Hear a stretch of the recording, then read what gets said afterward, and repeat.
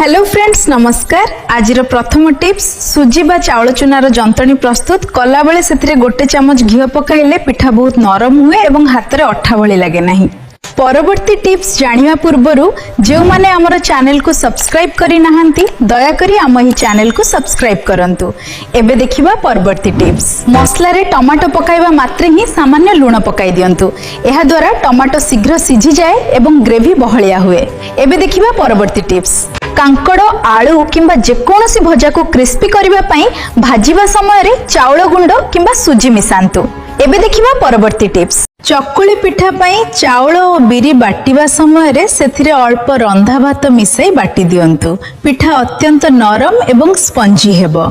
एबे देखिबा परवर्ती टिप्स। ओडिया रोसई रे दालचीनी एवं गुजराती अपेक्षा कंचा सोरिष तेल, छेचा रसुण, छेचा अदा एवं सुखिला लंकार व्यवहार खाद्य को अधिक पारंपरिक स्वादिष्ट करिथाय।